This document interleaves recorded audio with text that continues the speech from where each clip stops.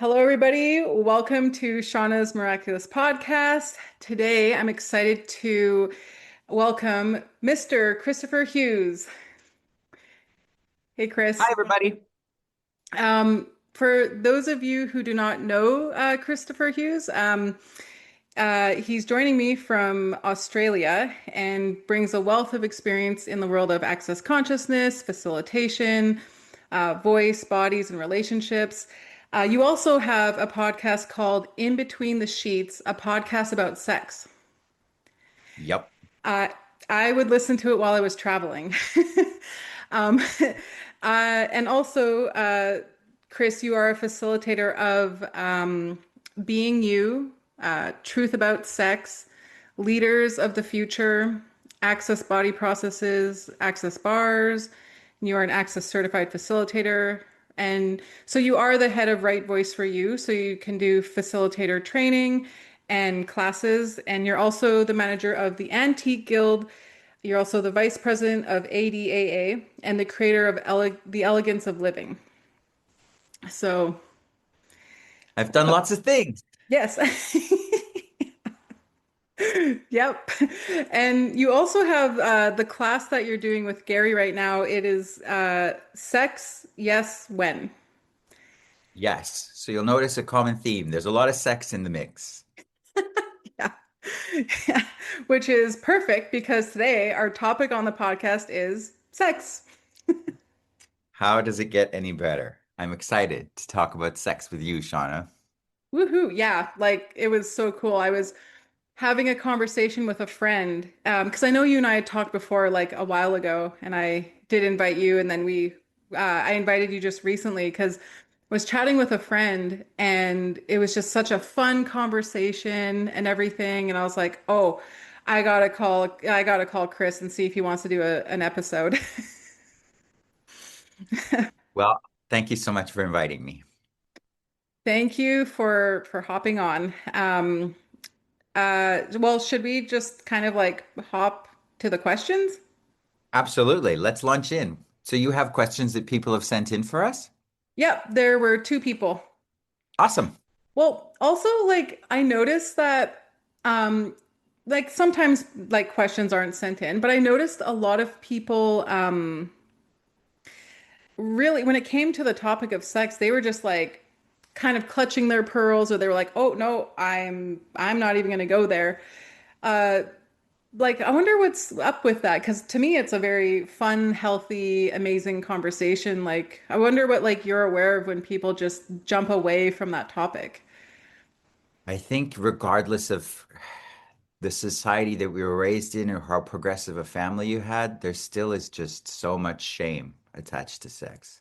Hmm. You know, people are ashamed of their bodies or their introduction to the topic of sex was so like riddled with judgment that they think there's something wrong. You know, it's like some people are embarrassed of farts and some people just go, "Hey, it's natural," or everyone does it. What's the big deal? You know, you either are filled with shame and fear and guilt and judgment, or you're like, "Hey, this is how life starts. This is something that we can do to be kind to one another and express joy and kindness." It's Hmm. up to you to choose which path you want to take. That's cool. Cool. Yeah, it was interesting when that topic came up. Okay, so yeah, we can hop into the questions. I'll just go with what the first person who sent in theirs was uh what advice would you give someone who is inexperienced and feels like they don't know what they're doing? And there's a couple more after that. Well, yeah. Yeah. You want me to launch in, or what would you like to say? Um, yeah, you can launch in. Yep.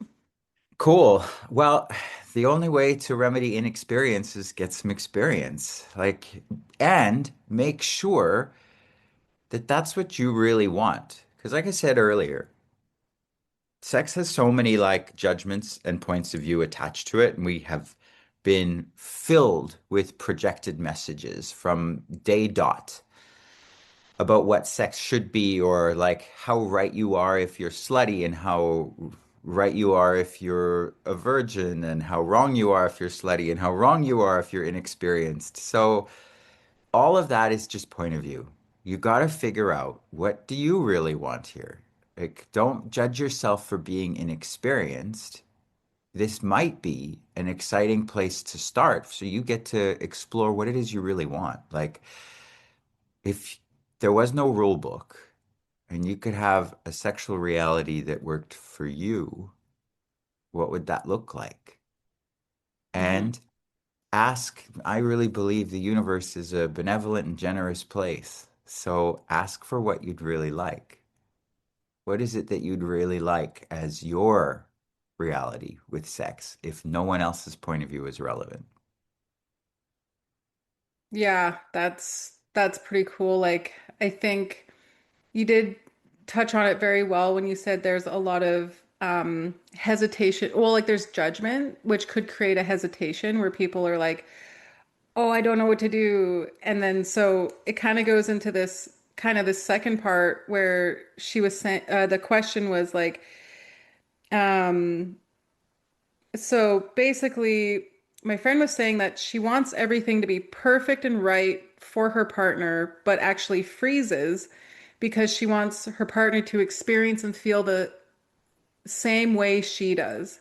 So it's like, Hmm. Yeah. The thing with that is your experience and your partner's experience are always going to be different. If you're a kind lover and are doing it to be generous and to have that like beautiful exchange that can occur where you are gifting to someone and receiving from the gift, and then allowing them to gift to you and receiving from that, there is a beautiful exchange, as I say there, but your experiences are still always going to be different.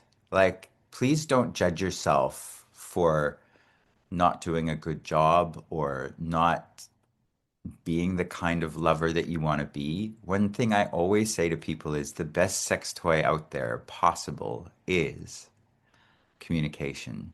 You've got to be able to talk to your partner and see what's working for them, see what is fun for them, see what parts of their bodies they love to have explored and touched, and go from there. Um, the people that I've noticed, that the people that are willing to communicate about sex and talk about it are the ones having the most fun with it. yeah, I think I think yeah, I agree that it is a conversation and it can like it's a fun it's kind of like a practice in like kind of knowing like can this person receive everything you want to say and like what is the conversation there like because I know one person who really just does not is not maybe is asexual just doesn't want to have sex or they don't want to talk about it or be touched and so sometimes it's like very interesting because like you know I'm a touchy-feely person, so I always want to like hug the person or touch them, and it's very interesting because I also know they can't receive that. So it's like sometimes it's like looking at that in a like seeing if there's an opening for that conversation rather than kind of being a bit of a bulldozer and being like like it's I think it's knowing someone's boundaries as well, and like it can be kind of daunting to maybe have those conversations like or do you know like if there's another way to open up the conversation if it's very like I almost get like a freeze energy where people get frozen around this and can be difficult to talk about. Look, compatibility is a thing. And we're not all going to work together. And if you go beyond just sex and actually are starting to talk about relationships, it's a much bigger picture as well. The the lie that we've all been told about compatibility is that one day your prince will come, or princess if you prefer. We think there's going to be this person that's going to fulfill us, that's going to meet all of our needs sexually, economically, socially, recreationally, all of that. And it's as though we're this puzzle piece walking around looking for someone who fits just right. And I think that's a bit of a I'm looking for the word, but it's unfortunate that we've been taught to believe that because I think if we let go of that, we could save ourselves a lot of trauma and drama.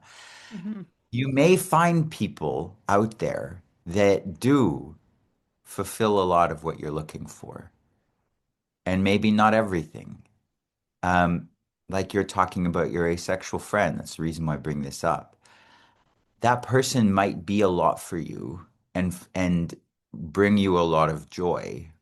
But if your needs go beyond what they can provide, then why is it wrong to have that fulfilled by somebody else?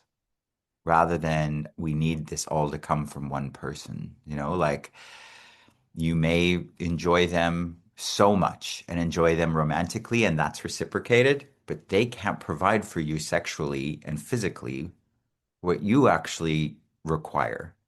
Hmm. So you get that somewhere else.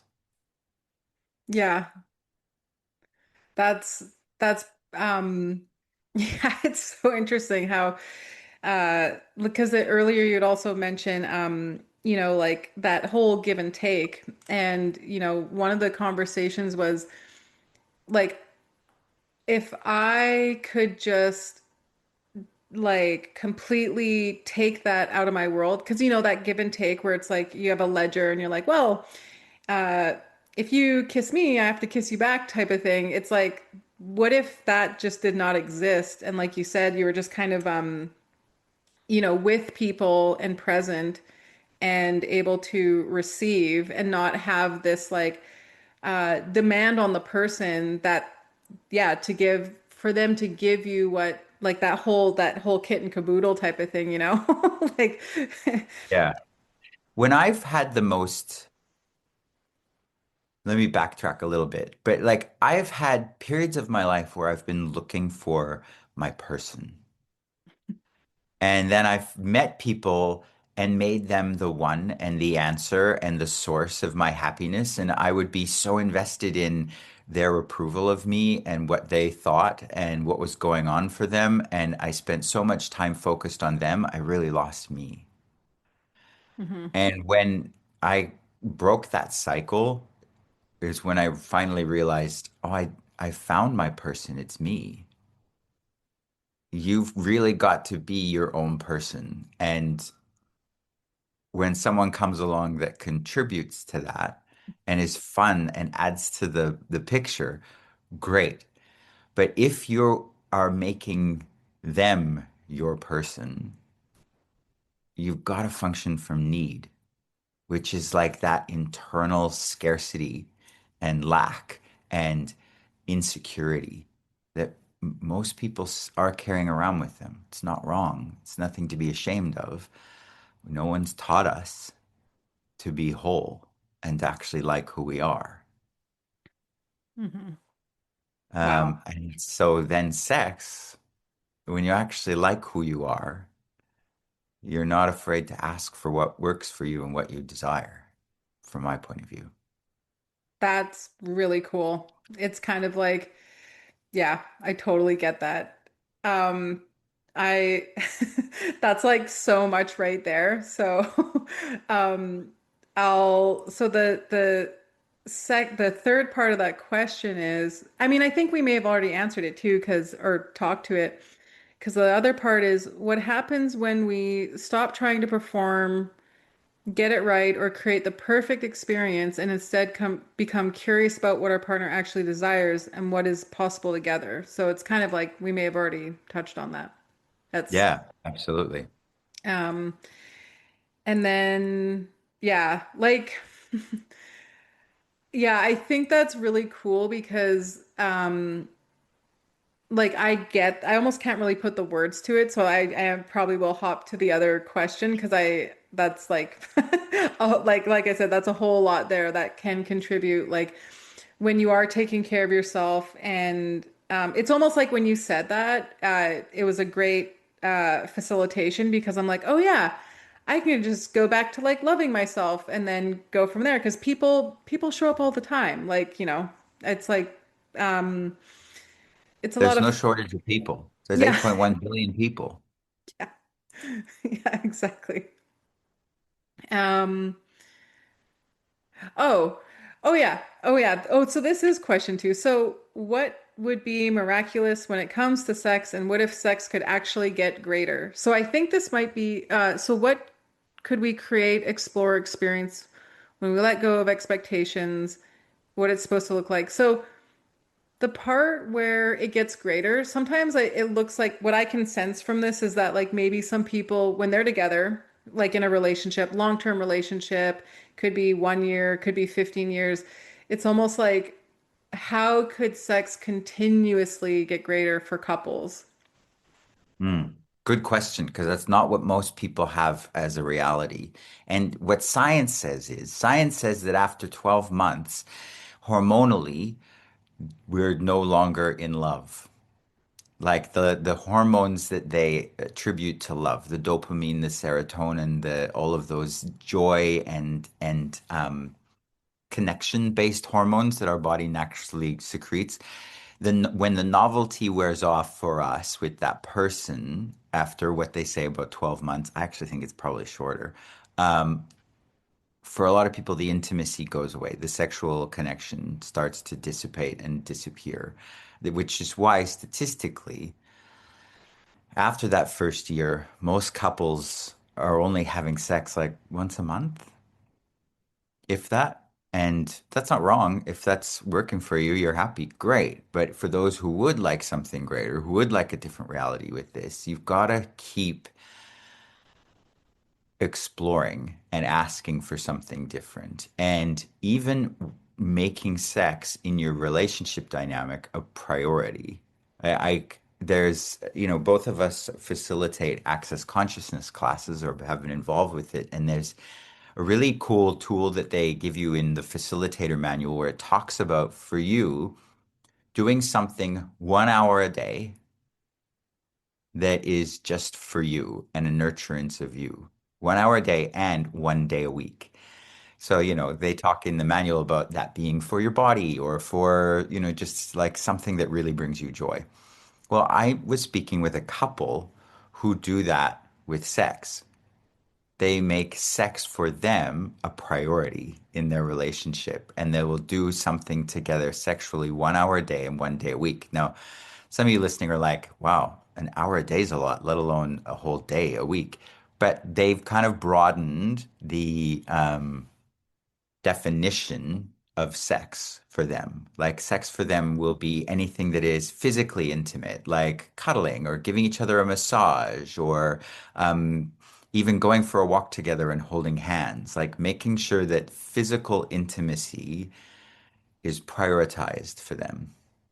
Mhm. So that's, something to ask. That might work for you, might not. There's another guy who I listen to a lot out there called Dan Savage, and he's got a great podcast called Savage Love. He has a tool that he suggests called Fuck First. And what he means by that is we get so busy, so make sex a priority. So he'll say like, okay, you've planned date night for this week and you're going out for dinner and to see a show. Well, chances are when you get home, you might be a little tired. So have sex before you go. Have sex before you go out for dinner and drinks and get tired. That way, it's a priority. You're making it a choice and it doesn't get pushed down on the list of things that you'd like to have in your life.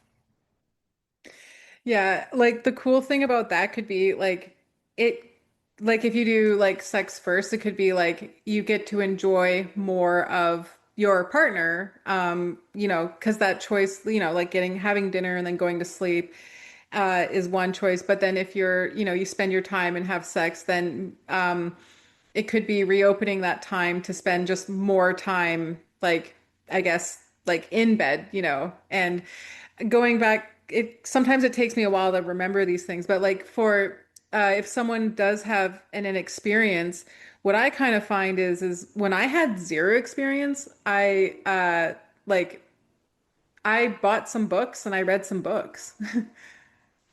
Yeah, Your cat was cool. saying hello. Yeah, he was. Latte had to make a cameo appearance. Nice, nice. Yeah, like I bought some pretty cool books and I read up about it and it helped. So, it was just an interest of mine. So I was just like, oh, and I would just read it and it would help and it would give, a little bit more confidence. But yeah. Um, but yeah, like I guess, I mean, personally, I don't really know how to speak to those long-term relationships because I have found that most relationships, like you said, do kind of things kind of wear out after about a year or two, even four. And then, but it's kind of like, I think as time goes on for me, I think it is like more of an exploration where I'm like, oh, like with access consciousness, it's asking questions. So it could be like, how does it get any better than this? Or what is going on here? Like, do we still want to be together? Do we still want to have sex? Like, can we rekindle this? Or like, could there be an expansion on this to explore more? Because it could be as silly as I was looking at like sexiness or sex for like myself. And it was funny because there's a lot of songs out there. So I started playing music and it was just kind of funny and hilarious. And I was like, oh wow, it could be like just as silly as that. If you have your partner, what if it's like, you know, flirting with your partner in a way that like opens up something different? Like how could you be opening something different for you and your partner whenever fits to like open that up again, you know? Mm, absolutely. But yeah, like, okay, so yeah. Okay, so we have a couple more questions. So someone else sent in two questions. Uh, what are some great tools or questions for discovering more about you and your partner and your bodies, and what else they all could enjoy sexually that you've never considered? That's a question that I don't really get we can answer. Like if to the questioner who sent this in, if that is your desire and of interest to you, go have fun and explore. Go find out. Because how Yeah. that looks for me and how that looks for you and how that looks for them will all be totally different things. Yeah. Latte looks nice and fluffy. He's a very fluffy boy and he's very affectionate. Yeah. And then the second question, which is so cool because it's a great reminder of this. What are the fun ways of playing, pulling energy through your partner and turning on the 5 points in the bedroom? So Cool. Yeah, yeah, that's a tool that we use in Access and it is really quite effective. Like um to create like that flow between each other, we've got to have no barriers. And sometimes people put up a barrier for whatever reason, and it makes it hard for them to receive. So to pull them out of themselves a little bit and get them connected to you, you pull their energy. And some of you out there listening are going, say what? How? What do you mean?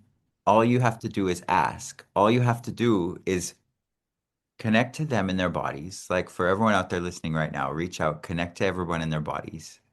Or if there's someone in particular you want to connect to. And visualize if you want to, but it's not required. And just pull massive amounts of energy through them, through their body, from the back of them, from the farthest reaches of the universe, pulling energy through them, through their body, and to you, and through the back of you.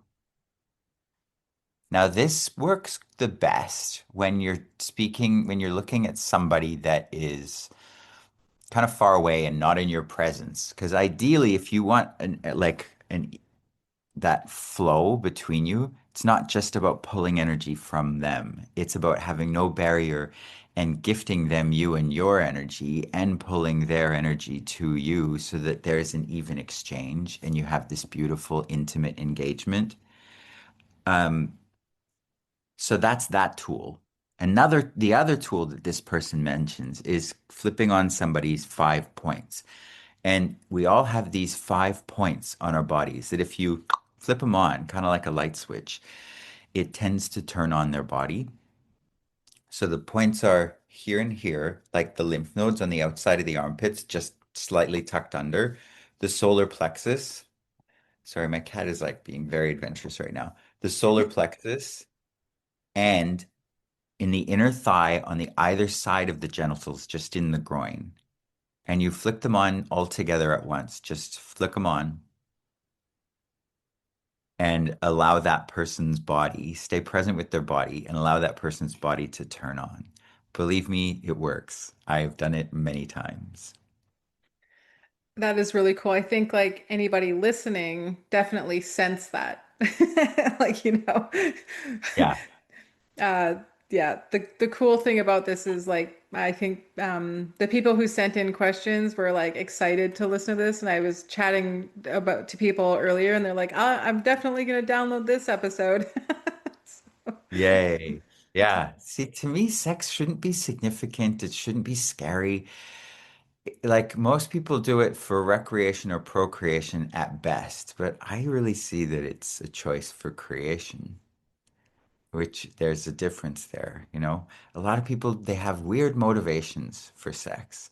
One of the questioners said used the word like perform and performing, and that's all too common. You know, we want to do a good job so that our partner is pleased with us and happy, or we want to whatever we wanted. You know, we want the validation of someone thinking we're good enough and pretty enough and we're desired and chosen. All of that stuff. But when you actually strip it back and remove all of that, which is just judgment, really it's just this innate way that our bodies have to receive and express joy, to be kind and nurturing and caring and healing. So, you know, you have a choice. You can have that, or you can have something else, or not at all. You don't have to be having sex. I spoke to a lady once who's in her 50s overseas, and she said, I need to ask you a question about sex. And I was like, cool, bring it. And she said, I've never had sex. And is there something wrong with me? And I said, do you want to have sex? And she said, no, not really. I went, okay, cool. You don't have to. She said, really? There's nothing wrong with me? I said, if you're happy, no, there's nothing wrong with you. You do not have to choose sex. And she went, really? Every like modality that I've been a part of, every facilitator that I've met with has tried to like fix me in this area. I'm like, my girl, there is nothing in you that needs fixing. So, what if your sex life could work for you? It didn't have to look like anybody else's, and you just had fun. That's awesome. Like, thank you, because I love how you covered a lot of different topics because I guess when I look at this topic, it's kind of just also being a space and also being aware and just allowing the person to, yeah, like communicate or be who they are. And there is no right or wrongness. And I really like how you included that you don't have to have sex. I just, uh, love the conversation and what it is for me is just something to explore. Like the energy is cool. And we could like if we want to like we're not going to extend this podcast another half an hour, but like there's so much that we could like cover because sex can be like an energy, the copulation part of putting the bodies together, that's another thing. And like you said, there's different ways of exploring, whether it's just receiving in many different ways. It's like sex can just be like for me, like it's fun and enjoyable, and the conversation's always awesome. Who knows where it's going to go? And everyone has something different to contribute. So, yeah. Mm. Well, like I said, so what I'll do is I'll put in some links for people who are listening. And Chris, you're an amazing facilitator. Do you have you? I know that class with Gary is like halfway through or nearing the end. It's nearly done. We've got one more call next week, but I do have a class coming up called In the Beginning, which is the intensive class that I do about sex, and that's happening um, October 9th, 10th, and 11th in Taipei. But you can join us online if you're not in Taiwan. Cool. I will share the links for everybody who is listening. And yeah, I definitely recommend like ta a session with Chris, a class. I've taken your classes before. And yeah, the conversations are always amazing and life-changing. And I know this episode definitely will open up a new reality for others too. So thank you so much for joining today. Thank you, Shauna. Thank you so much.